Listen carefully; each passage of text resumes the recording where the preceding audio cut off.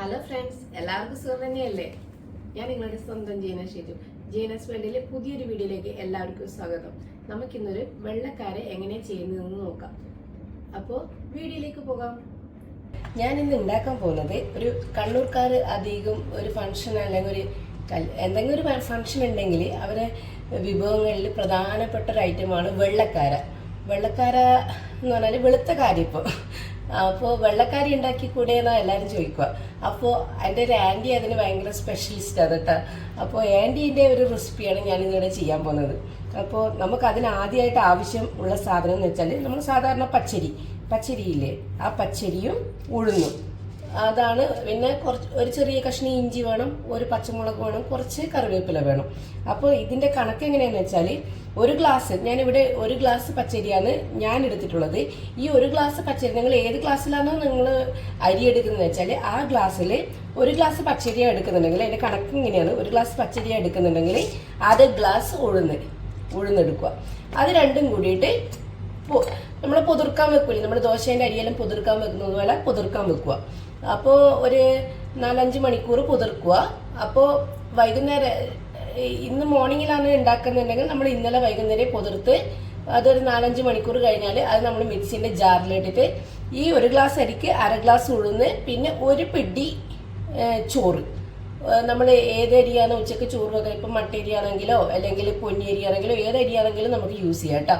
അപ്പോൾ അങ്ങനെ ആ ഒരു പിടി ചോറും കൂടിയിട്ട് പിന്നെ മിക്സിൻ്റെ ജാറിലിട്ടിട്ട് നന്നായിട്ട് അരച്ചെടുക്കുക. പക്ഷെ ദോശമാവ് അരക്കുന്നത് പോലെ ലൂസിൽ വേണ്ട, നല്ല കട്ടിക്ക് മുറുക്കനെ അരക്കുമെന്ന് പറയില്ല, നമ്മൾ അധികം ലൂസാക്കാണ്ട് നല്ല മുറുകിയിട്ട് അരച്ചിട്ട് എടുക്കുക.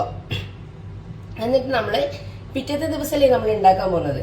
അപ്പോൾ ഒരു 5-8 മണിക്കൂർ നമ്മൾ എന്ത് ചെയ്യുക, അത് പുളിപ്പിക്കാൻ വെക്കുക. എന്നിട്ട് പിറ്റേന്ന് രാവിലെ നമ്മൾ എന്ത് ചെയ്യുക, അതെടുക്കുക, അരച്ചു വെച്ച മാവ് എടുക്കുക. അതിൻ്റെ അകത്ത് നമ്മൾ ഇഞ്ചി, ഒരു ചെറിയ കഷ്ണം ഇഞ്ചി, പച്ചമുളക്, കുറച്ച് കറിവേപ്പില, ഇതെല്ലാം ചെറുതായിട്ട് കുനുകുനാന്ന് അരിഞ്ഞിട്ട് നമ്മൾ ആ മാവിൻ്റെ അകത്തേക്ക് ചേർക്കുക. ഞാൻ ഇന്നലെ തന്നെ ഈ മാവെല്ലാം അരച്ച് വെച്ചിട്ടുണ്ട്, അത് ഞങ്ങൾക്ക് കാണിച്ചു തരാം.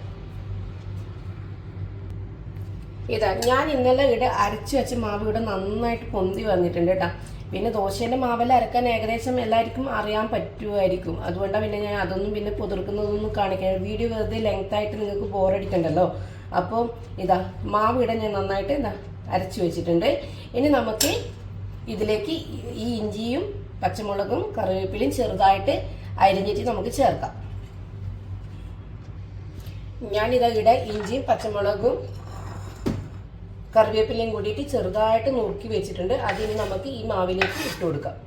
എന്നിട്ട് നന്നായിട്ട് മിക്സ് ചെയ്യുക കേട്ടോ.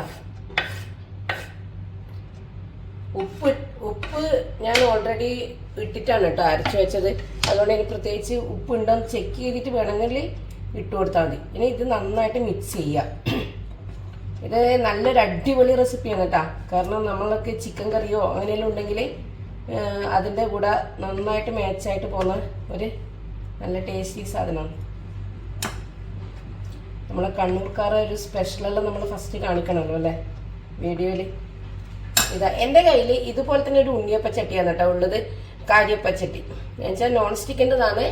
അപ്പോൾ ഇത് മറ്റേ നമ്മുടെ നാട്ടിലെ സാധാരണ ഓടിൻ്റെതിനെക്കാട്ടി എനിക്ക് കുറച്ചും കൂടി യൂസ്ഫുൾ ആയിട്ട് തോന്നിയത് ഈ ഒരു ഉണ്ണിയപ്പച്ചട്ടിയാണ് കേട്ടോ.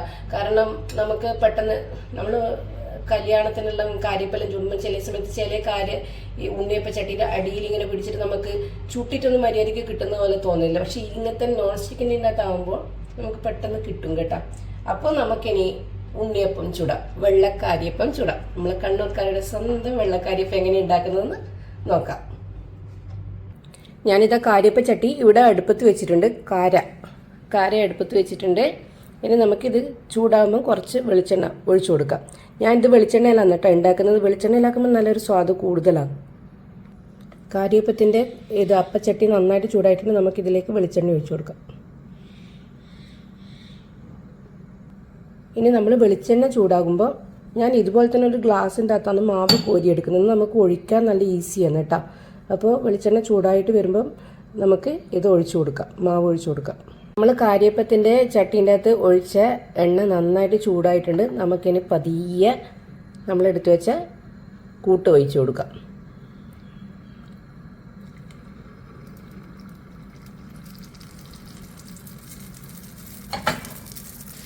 ഞാനിതെല്ലാം ഇതിൻ്റെ അകത്തേക്ക് ഒഴിച്ചു കൊടുത്തിട്ടുണ്ട്. ഇനി നമ്മളിത് ചെറുങ്ങനെ പൊങ്ങി വരുമ്പം തന്നെ ഒന്ന് നമുക്ക് അടിമറിച്ചിട്ട് കൊടുക്കാം കേട്ടോ. ഞാൻ എല്ലാ കാര്യപ്പവും അടിമറിച്ചിട്ട് കൊടുത്തിട്ടുണ്ട് കേട്ടോ. ഇത് പെട്ടെന്ന് വെന്ത് കിട്ടും. തീ സിമ്മിലിട്ട് വെക്കണം, അധികം ഇതിൽ കത്തിക്കണ്ട. ഓക്കെ, ഇനി ഇത് കോരുമ്പോൾ നമുക്ക് കാണിച്ചു തരാം. കണ്ട, ഇത് ഞാൻ കുറച്ച് കോരി എടുത്തിട്ടുണ്ട് കേട്ടോ. ഇനി ഇതുപോലെ എല്ലാം നമുക്ക് ചുട്ടെടുക്കാം. ഇത് ആദ്യത്തെ ട്രിപ്പ് ഞാനിവിടെ ആക്കിയിട്ടുണ്ട്. ഇനി രണ്ടാമത്തെ ട്രിപ്പ് ഇത് അടുപ്പത്തുണ്ട്. ഇത് നമ്മൾ ഒഴിച്ചിട്ട് കുറച്ചിങ്ങനെ അതിൻ്റെ അകത്തുനിന്ന് ഇങ്ങനെ വെള്ളം ഇതായിട്ട് കുറച്ചിങ്ങനെ മാവിങ്ങനെ പുറത്തേക്ക് ആയിട്ട് വരുമ്പോഴേക്ക് തന്നെ നമ്മളെന്ത് ചെയ്യണമെന്ന് വെച്ചാൽ ഇത് തിരിച്ചിട്ട് കൊടുക്കണം കേട്ടോ. എന്നാലും നല്ലൊരു ഷേപ്പിൽ കിട്ടുമല്ലോ. ഇത് ഈസിയാണ്, യമ്മിയാണ്. ഉണ്ടാക്കാത്തവർ എന്തായാലും മസ്റ്റ് ട്രൈ ആണ് കേട്ടോ.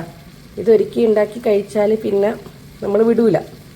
കണ്ട, സൂപ്പറായിട്ടില്ലേ? ഇത് ഞാനിവിടെ ഏകദേശം ഏകദേശം ആയിട്ടുണ്ട്. ഞാനൊരു ചെറിയൊരു ക്വാണ്ടിറ്റിയിലാണ് കേട്ടോ ഞാൻ നിങ്ങൾക്ക് കാണിച്ചു തരുന്നത്. നമ്മളിവിടെ അത്രയല്ലേ ആളുള്ളൂ. വിരുന്നെല്ലാം വരുമ്പോൾ നമ്മൾ കുറേ ക്വാണ്ടിറ്റിയിലാക്കും. അപ്പോൾ ഇത് ഏകദേശം റെഡി ആയിട്ടുണ്ട്. കണ്ടോ, നല്ല ഗുണ്ടുമണിയായിട്ട് കണ്ടോ, നല്ല ഭംഗിയില്ലേ കാണാൻ? നല്ല ടേസ്റ്റുമാണ് കേട്ടോ. ഇങ്ങനെ ഉണ്ടാക്കാത്തവർ ഇങ്ങനെയൊന്ന് ഉണ്ടാക്കി നോക്കി. ഇതും കൂടി ആയാൽ ഞാൻ ഉണ്ടാക്കിയത് ഫുൾ കംപ്ലീറ്റായി. അപ്പോൾ വീഡിയോ ഇഷ്ടപ്പെട്ട ഒന്ന് സപ്പോർട്ട് ചെയ്യണേ. ഇത് ഉണ്ടാക്കി നോക്കിയിട്ട് നിങ്ങൾ കമൻറ്റ് പറയണം കേട്ടോ. അപ്പോൾ അടുത്ത വീഡിയോ ആയിട്ട് പിന്നൊരു ദിവസം കാണാം. Okay, by.